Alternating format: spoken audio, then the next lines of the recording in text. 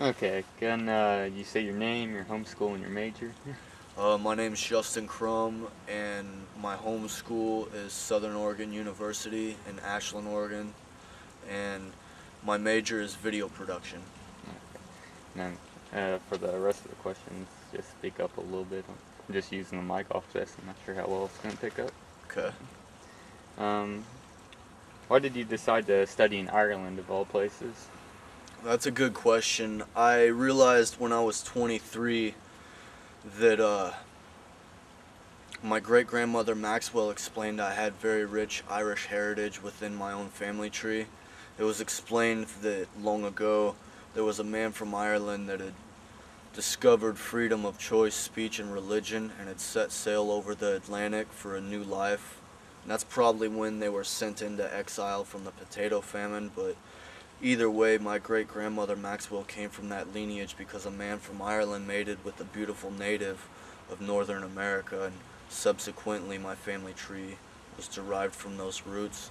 And just as much as I have Irish heritage within my own family tree personally, I am also from Bandon, Oregon, which is a place that is named after Bandon, Ireland, in Cork County, because there was an Irish lord named George Bennett that was a descendant of Thomas Bennett for Baltimore Castle long ago beneath Queen Elizabeth I, and he purchased 400 acres of land on the west coast of Oregon and united two different districts and named it after his hometown here in Cork County, Bandon, which is the place that I'm from. And those beaches, I've always found a powerful sense of serenity and peace from that place. All right. Why or why not would you recommend this program to other students that are wanting to study abroad? This program or just studying abroad, period? Just studying abroad, period. Yeah, I would recommend studying abroad to almost anyone and everyone who is brave enough to put themselves outside of their own comfort zone. Some people couldn't handle it, but for other people who have a sense of adventure, it's everything that could turn out perfect for themselves. They could have the time of their life if they let themselves, pending that they're strong or brave enough to do so. But whenever you go overseas and you study abroad at a new place and you learn new faces and new people who have a chance to get to know you for what other people don't, it kind of reflects to the person that you are within you. I mean, people who you come to know that you discover new friends through, they'll acknowledge things about you that you might not necessarily see or receive back home, and in turn it could help your self-concept. All right. What are your best and worst memories from this trip? That's a good question. I guess I ought to start out with my worst memories so far. There was one time where there was a cyber attack on the internet networks, and I myself didn't know this at the time. My computer acted like it was fried, as if it got destroyed internally from a virus, and after running into Murphy's Law about a lot of things regarding my social and emotional life, personal stressful complications with housing situations, I was fine up until the time that my computer started to act batty with me.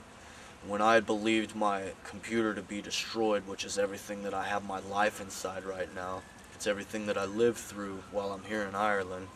When I believed my laptop to be destroyed, it set me off, man. It made me tick, and I thought that I couldn't communicate with people close to me at home through the internet. I felt that I couldn't catch up with my academics and all my educational obligations, and it set me over the deep end, and I got really emotional and hid myself behind my sunglasses, and you know I refused to let other people see the emotion that was in my eyes at the time or the water that was falling from them.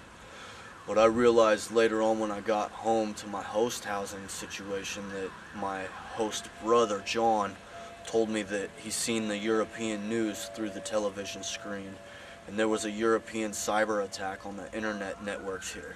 And that's why my computer started glitching and twitching as if it was destroyed forever. Turned out that came to pass, and it's like right as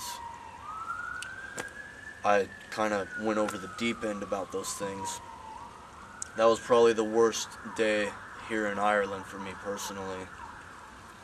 And the very next day, I got in touch with people who mean a lot to me back at home. Shortly thereafter, I had acquired all the answers that my own head was kind of curious for, things that I needed to know back home regarding those that are close to me. I found someone that I really like a lot virtually in every way. She's waiting for me back at home, and I was able to get in touch with my parents again, so that helped my head a lot. Because I'm one person who had always thrived on communicating with those that are close to me, and to be at another place of the world that's a third of the world away from home, I was never used to not being able to communicate to those that are close to me. I've never been one to really force myself to keep things bottled up within me, let alone not even having the choice to do so.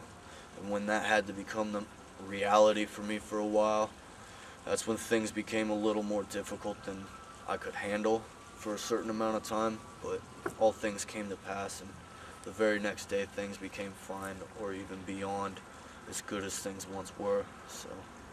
And that was the best memory as well? The best memory has to do with a significant other back at home that is a very important lady in my life, and once I could communicate with her for an undefined amount of time, or an unconfined amount of time, it just kind of put me back on track academically, because even though I'm here and now, and I got educational responsibilities and academic obligations, I shouldn't be so concerned with things at home that matter most to me.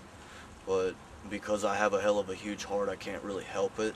And once I got a Skype account, because St. Daniel helped me set it up in my computer, I could talk to people long distance, a third of the world away at home, for like 3 pennies a minute, which meant that I could be in touch with that girl that's significant to me, and I can also speak to my parents freely, and I didn't have to worry about buying a €10 calling card to talk to someone for 20 minutes. You know, it's ridiculous the way they have European communication structures set up, where, you know, you have to pay a certain amount of money just to be able to talk for twice the amount of minutes. That's kind of insane to me, honestly. But the best memories that came from when I got in touch with those that were close to me. And other than that, I also would have to say that the places of travel were absolutely by far one of the most mind-blowing experiences that I've had here. When we went to several castles, Trim Castle, Belfast Castle, Dublin Castle, Trinity College, the Cliffs of Moher, and we saw so many things here in such a short amount of time, and I've also learned a lot within my literature classes, as well as some transatlantic history. So all in all, I have no regrets whatsoever.